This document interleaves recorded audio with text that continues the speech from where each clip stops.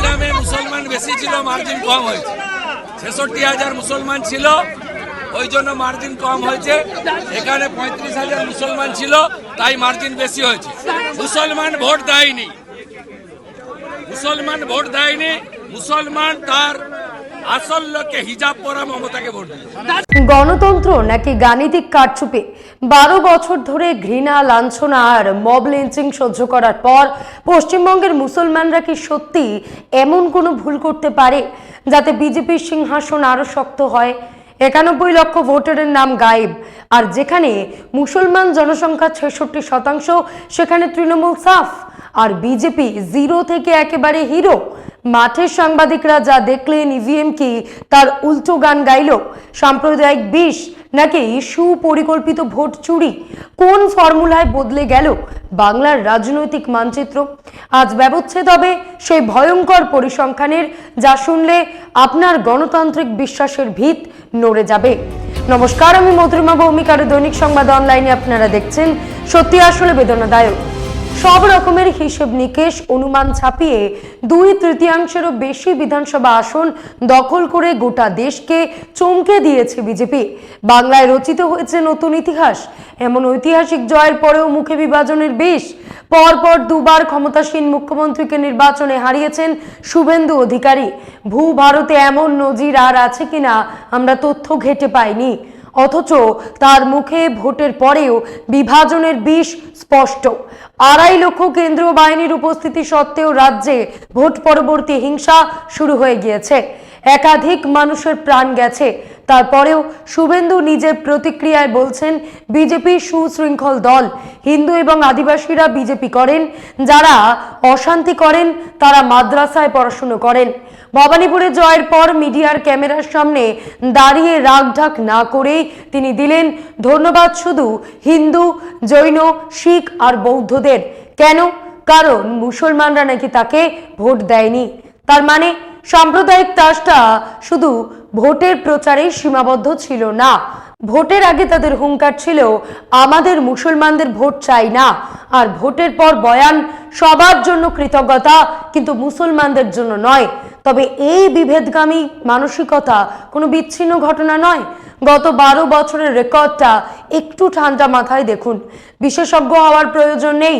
Mob lynching থেকে শুরু করে মুসলিমদের অর্থনৈতিক বয়কটের ডাক, সরকারি সুযোগ সুবিধা বন্ধের হুমকি থেকে এনআরসির ভয় দেখিয়ে দ্বিতীয় শ্রেণীর নাগরিক করে রাখার চেষ্টা, বিজেপি এবং তাদের আইটি সেল কোনো সুযোগই হাতছাড়া করেনি, বরং জোর করে সুযোগ তৈরি করেছে।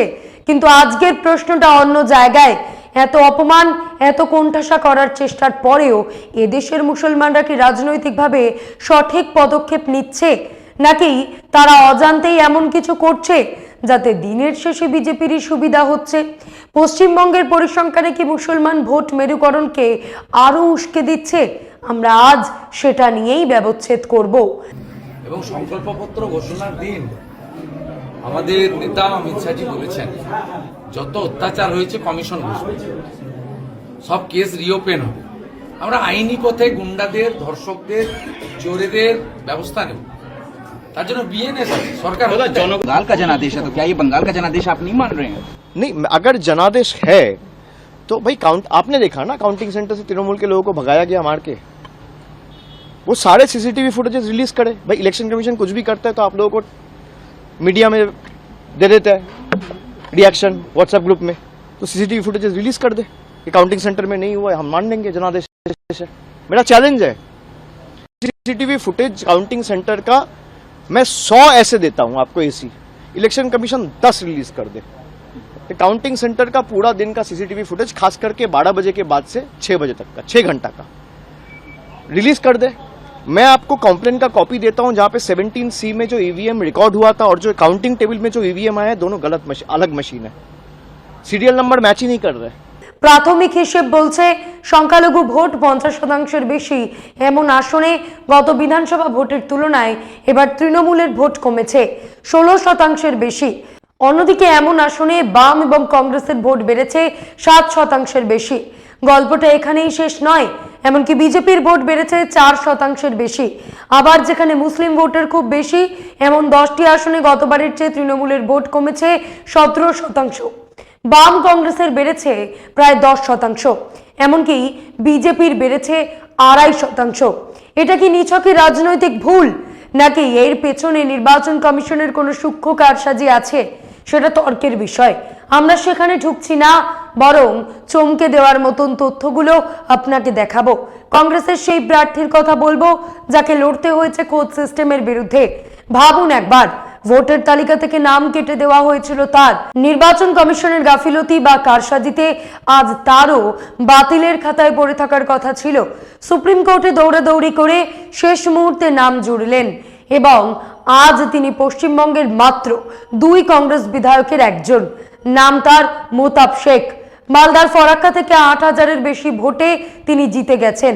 ভাবুন তো, মোতাব শেখের যদি সুপ্রিম কোর্ট যাওয়ার ক্ষমতা না থাকতো তবে কি তিনি আজ বিধায়ক হতে পারতেন? মোতাব লড়তে পেরেছেন, কিন্তু সেই 30 লক্ষ মানুষের কি হবে যারা আন্ডার অ্যাডজুডিকেশনে ঝুলে রয়েছেন? প্রচুর নথিপত্র জমা দেওয়া সত্ত্বেও যারা প্রকারান্তরে সন্দেহের তালিকায়। গণতন্ত্রের জন্য এর চেয়ে বড় বিপদ আর কি হতে পারে? সিস্টেমের সঙ্গে লড়তে না পেরে পরাজিতদের তালিকাটা একটু দেখুন। পশ্চিমবঙ্গে মমতা বন্দ্যোপাধ্যায়, দিল্লিতে অরবিন্দ কেজরিওয়াল, তামিলনাড়ুতে MK স্ট্যালিন, আসামে গৌরব গগৈ, জিতু পাটোয়ারি কিংবা বিহারে লালু যাদবের পরিবারের সদস্যরা, মহারাষ্ট্র আদিত্য ঠাকরে পর্যন্ত। এই যে বিরোধী শিবিরের মহিরুহরা সমস্ত ধরাশায়ী হয়ে যাচ্ছেন, এটা কি শুধুমাত্র জনতার ক্ষোভ? ইতিহাসের পাতায় কি এমন কোনো নজির আছে যেখানে সবকটা বিরোধী দলের প্রধান মুখগুলো এভাবে সারিবদ্ধভাবে হেরে যাচ্ছে? এই ধোঁয়াশা ভরা ট্রেন্ড কি কোনো গভীর ষড়যন্ত্রের ইঙ্গিত দিচ্ছে না? ভাবুন তো, যে মমতা বন্দ্যোপাধ্যায় 15 বছর ধরে রাজ্যের মুখ্যমন্ত্রী, তিনি কি জানতেন না নিজের জন্য নিরাপদ আসন কোনটা? অমৃতকাল হোক কিংবা ভোটের তালিকায় কারচুপি, এত কিছুর পরেও যে মুখটার জোরে তৃণমূল 80টি আসন পেল, সেই মুখটাই নিজের কেন্দ্রে হেরে ভূত। এই ট্রেন্ডটা মাথায় রাখুন। হেমন্ত সোরেন ছাড়া আঞ্চলিক দলের শিবিরের আর কোনো বড় মুখ কি বাকি আছে হারার জন্য? থাকলে তাদের কপালেও একই লিখন আছে। এবার তাকান হুমায়ুন কবিরের দিকে। এই ব্যক্তি বাংলার 2টো বিধানসভা কেন্দ্র থেকে জিতেছেন, মুর্শিদাবাদের রেজিনগর এবং নওদা। যে 2টো কেন্দ্রে তিনি জিতেছেন সেখানে মুসলিম জনসংখ্যা 70%-এর বেশি। 2টো কেন্দ্রেই হুমায়ুন নিকটতম বিজেপি প্রার্থীদের হারিয়েছেন। তার মানে মুসলিমরা তৃণমূলকে ভোট দেয়নি বা কম দিয়েছে। যে মানুষটিকে মুসলিমরাই মির্জাফর, গদ্দার ইত্যাদি বলে গালমন্দ করছিল, তিনি রেজিনগর আসনে 58,000-এর বেশি ভোটে জিতলেন। নওদাতেও তার জয়ের ব্যবধান প্রায় 28,000। যে লোকের ভিডিও নির্বাচনের আগে ভাইরাল হলো, যার বিরুদ্ধে বিজেপির দালালি করার অভিযোগ উঠল, সেই বিতর্কিত ব্যক্তি জোড়া আসনে জয়ী, অথচ মুখ্যমন্ত্রী পরাজিত। ইভিএম এর উপর মানুষের সন্দেহটা কি অমূলক? কাউন্টিং শেষ হওয়ার আগেই তৃণমূলের এজেন্টদের প্রায় ধাক্কা দিয়ে গণনা কেন্দ্র থেকে বের করে দেওয়াটা কি পুরোপুরি নিষ্পাপ? স্ক্রিনে দেখুন, দ্য প্রিন্টের একটি রিপোর্ট বলছে 12 বছর ধরে ঘৃণা লাঞ্ছনা সহ্য করার পরেও মুসলমানরা নাকি এমন কাজ করছে যাতে বিজেপির সুবিধা হয়। মুখ্যমন্ত্রী মমতা বন্দ্যোপাধ্যায় বলছেন 100-র বেশি আসনে ভোট চুরি হয়েছে, জনমত লুট করা হয়েছে। একই সুর রাহুল গান্ধী আর অখিলেশ যাদবের গলাতেও। খেলাটা কি তবে মাঠের বাইরেই হয়ে গেছে? রাহুল গান্ধী এক্সে লিখেছেন, আসাম আর বাংলায় নির্বাচন কমিশনের কাঁধে বন্দুক রেখে ভোট চুরি করেছে। মমতা বন্দ্যোপাধ্যায়ের 100টি আসন চুরির অভিযোগকে তিনি শুধু সমর্থনই করেননি, বরং মনে করিয়ে দিয়েছেন মধ্যপ্রদেশ, হরিয়ানা আর মহারাষ্ট্র সেই পুরনো ফর্মুলার কথা। তবে সবচেয়ে ভয়ঙ্কর খেলাটা লুকিয়ে রয়েছে পরিসংখ্যানে। দ্য প্রিন্টের রিপোর্ট দাবি করছে এবার নাকি বাংলার মুসলিম ভোট আগের মতন তৃণমূলের ঝুলিতে যায়নি। ভোট ভাগ হয়ে গেছে কংগ্রেস, সিপিএম, হুমায়ুন কবির আর মিমের মধ্যে। উল্টো থেকে হিন্দু ভোটের প্রায় 80% গেরুয়া ঝুলিতে পড়েছে। এই ফর্মুলাতেই মুসলিম প্রধান জেলাগুলোতেও বিজেপি লিড নিয়ে নিয়েছে। নির্বাচনের সময় অধিকাংশ সাংবাদিকই গ্রাউন্ড রিপোর্ট দিয়েছিলেন যে মুসলিমরা তৃণমূলের উপর ক্ষুব্ধ হলেও বিকল্প যেহেতু বিজেপি, তাই তারা একজোট হয়ে ভোট দিচ্ছে। যে দলের নেতারা মুসলিমদের বিরুদ্ধে গলি মারো স্লোগান দেয়, খোদ প্রধানমন্ত্রী যাদের ঘুষপেটিয়া বলে দাগিয়ে দেন, সেই দলের উপর কোন সম্প্রদায় কিভাবে ভরসা করবে? রাম বা গরুর নামে যখন মব লিঞ্চিং চলে, এসআইআর তালিকা থেকে বেছে বেছে যখন নাম কাটা হয়, তখন যে কোনো সমাজ তো অস্তিত্ব রক্ষায় ঐক্যবদ্ধ হবেই। তাই না? মাঠের সাংবাদিকরা বলেছিলেন বিজেপি শত চেষ্টা করেও হিন্দু ভোটকে সেভাবে মেরুকরণ করতে পারছে না, কিন্তু ফল বেরোতেই একদম অন্য ছবি। মানুষের অভিজ্ঞতায় যা দেখলো আর ইভিএম যা শোনালো তার মধ্যে আকাশ পাতাল ফারাক। গ্রাউন্ডের কথা ছিল মুসলিমরা ঐক্যবদ্ধ, কিন্তু ইভিএম বলছে মুসলিমরা বিভক্ত। গ্রাউন্ডের কথা ছিল হিন্দু ভোট লার্জ স্কেলে মেরুকরণ হবে না, রেজাল্ট বলছে বিজেপির পকেটে হিন্দু ভোট 80%। এই অলৌকিক উলটপুরাণ কি স্বাভাবিক? হিসাবটা মেলান। গত সেন্সাস অনুযায়ী পশ্চিমবঙ্গে অন্তত 27% মুসলিম ভোট। দ্য প্রিন্টার রিপোর্ট বলছে বিজেপির জয় শুধু হিন্দু এলাকা থেকে আসেনি। মুর্শিদাবাদ, মালদা, উত্তর দিনাজপুরের মতন মুসলিম প্রধান জেলাগুলোতেও বিজেপি ব্যাপক ফায়দা তুলেছে। এই জেলাগুলোর অনেক সিটে মুসলিম জনসংখ্যা 50%-এরও বেশি। 5 বছর আগেও এই এলাকাগুলো ছিল মমতার দুর্ভেদ্য দুর্গ। সেই ছবিটা এবার আমূল বদলে গেছে। যুক্তি বলে আক্রমণ যত বাড়বে মুসলিম ভোট তত বেশি সংহত হওয়ার কথা, কিন্তু ইভিএম এর রেজাল্ট বলছে উল্টো কথা। মুর্শিদাবাদ, মালদা আর উত্তর দিনাজপুর মুসলিম বহুল এই 3 জেলা মিলে মোট 43টি বিধানসভার আসন। 43-এর মধ্যে গতবার তৃণমূল জিতেছিল 35টি আসনে, এবার সেটা কমে দাঁড়িয়েছে 22-এ। অন্যদিকে বিজেপি গতবার যারা এই এলাকায় মাত্র 8টি আসন পেয়েছিল, এবার তাদের ঝুলিতে গেছে 19টি। অর্থাৎ বিজেপি 1 লাফে 11টি আসন বাড়িয়েছে এই 3 জেলায়। এখান থেকেই লাখ টাকার প্রশ্ন। যাকে মানুষ মির্জাফর বলে গালি দিচ্ছিল, তাকে কি মানুষ সত্যিই বিজেপির বিরুদ্ধে লড়ার জন্য বেছে নেবে? কোনো সম্প্রদায় যখন অস্তিত্বের সংকটে ভোগে তখন তারা তাকেই ভোট দেয় যে বিরোধীকে আটকানোর ক্ষমতা রাখে। তর্কের খাতিরে যদি ধরেও নিই যে ভোট ভাগ হয়েছে, তাহলেও অঙ্ক মিলছে না। পশ্চিমবঙ্গ বিধানসভায় কংগ্রেস বা হুমায়ুন কবিরের দল কি বিজেপিকে আটকানোর ক্ষমতা রাখে? একদমই না। তাহলে ভোটাররা কেন জেনে শুনে আত্মঘাতী সিদ্ধান্ত নেবে? এসআইআর এর আগের ভোটার তালিকা থেকে প্রায় 91 লক্ষ নাম গায়েব। চারিদিকে আলোচনা ছিল যে বেছে বেছে মুসলমানদের নাম কাটা হচ্ছে। সাধারণ যুক্তি বলে এর ফলে মুসলিমদের মনে ভয় আর অসুরক্ষা বাড়ার কথা, যার প্রভাব পড়ার কথা ইভিএমে। অর্থাৎ যারা তালিকায় টিকে আছে তারা আরো সংহতি নিয়ে তৃণমূলের পাশে দাঁড়াবে, কিন্তু রেজাল্ট বলছে উল্টো কথা। মুর্শিদাবাদ জেলায় এসআইআর এ 4,55,000 নাম কাটা হয়েছে। অর্থাৎ গড়ে প্রতি বিধানসভা কেন্দ্রে 20,668টি ভোট হওয়া। মালদাতে কাটা হয়েছে 2,39,000 নাম, প্রতি কেন্দ্রে গড়ে প্রায় 19,948।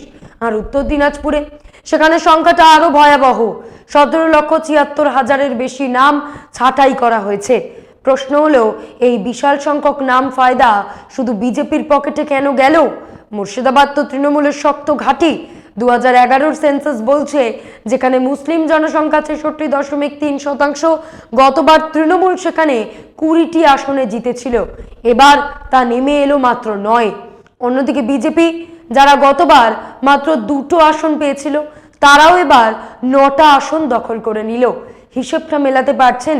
66% মুসলিম জনসংখ্যার জেলায় মুসলিমরা এতটাই ভাগ হলো যে তৃণমূল 20 থেকে 9 নেমে এলো, আর বাকি 34% হিন্দু জনসংখ্যা এতটাই এককাট্টা হলো যে বিজেপি 2 থেকে 9 পৌঁছে গেল। পর্দার আড়ালে কি তবে অন্য কোনো কলকাঠি নাড়া হয়েছে? একটু তলিয়ে ভাবুন। মুসলিমদের সামনে বিজেপির প্রকাশ্য মুসলিম বিরোধী রাজনীতির হাজারো উদাহরণ রয়েছে। মব লিঞ্চিং, মসজিদের সামনে ডিজে বাজানো, অর্থনৈতিক বয়কট থেকে শুরু করে ভোটার তালিকা থেকে বেছে বেছে নাম কাটা। অস্তিত্ব রক্ষার এতগুলো ইস্যু থাকা সত্ত্বেও মুসলিমরা নাকি একজোট হতে পারল না, অথচ সির্ফ হিন্দুরা বিপন্ন। এখনই সজাগ না হলে পশ্চিমবঙ্গ আরেকটা বাংলাদেশ হয়ে যেতে পারে। এমন ন্যারেটিভে হিন্দুরা সবাই একজোট হয়ে বিজেপিকে ভোট দিল।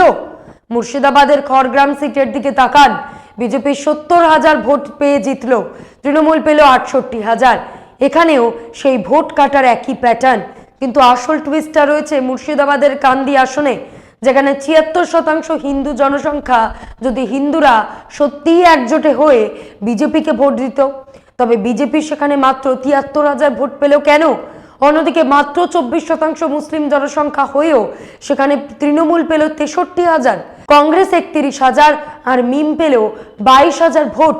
অঙ্কটা দেখতে পাচ্ছেন? যেখানে হিন্দুরা সংখ্যাগরিষ্ঠ সেখানে বিজেপি একতরফা ভোট পাচ্ছে না, কিন্তু যেখানে মুসলিমরা সংখ্যাগরিষ্ঠ সেখানে দেখানো হচ্ছে মুসলিম ভোট তাসের ঘরের মতন ভেঙে পড়েছে।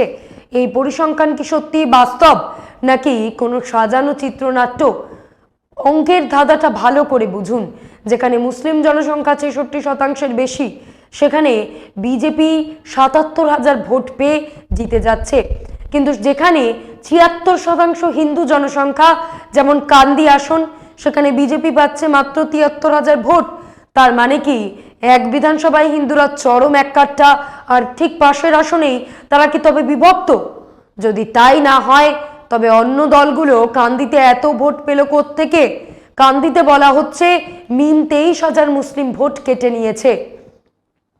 এবার মালদহ আর উত্তর দিনাজপুরের দিকে তাকান। মালদহ ৫১% মুসলিম জনসংখ্যা, সেখানে প্রতি বিধানসভায় গড়ে প্রায় ২০,০০০ ভোটারের নাম কাটা হয়েছে। উত্তর দিনাজপুরে মুসলিম জনসংখ্যা ৫০%, সেখানেও ১,৭৬,০০০ নাম গায়েব। ফলাফল কি? গতবার উত্তর দিনাজপুরে তৃণমূল ৭টি আসন জিতেছিল, এবার নেমে এলো ৫-এ, আর বিজেপি ২ থেকে ১ লাফে ৪। ভোটার তালিকা থেকে নাম ছাঁটাইয়ের পুরো লোকসানটা তৃণমূলের আর সবটুকু লাভ বিজেপির। এটা কি নিহাতি কাকতালীয়? কিন্তু আমার প্রশ্ন অন্য জায়গায়। যে ভোটাররা ১২ বছর ধরে বিজেপির লাঞ্ছনা সইছে তারা হঠাৎ করে কংগ্রেস, সিপিআইএম বা হুমায়ুন কবিরের মতন ছোট শক্তির পেছনে ছুটলো কেন? তারা কি জানে না যে এতে আখেরে বিজেপিরই সুবিধা হবে? তার চেয়েও বড় প্রশ্ন, কাকে রোখার জন্য বা কাকে জেতানোর জন্য মুসলিম ভোট এভাবে ছত্রখান হলো? অনেকে বলেন ২০২১ সালে সিএএ বা এনআরসির ভয় মুসলিমরা তৃণমূলকে ঢেলে ভোট দিয়েছিল, কিন্তু এবার তো বিপদ আরো বড়। এসআইআর এর নামে লক্ষ লক্ষ মানুষের ভোটাধিকার কেড়ে নেওয়া হয়েছে।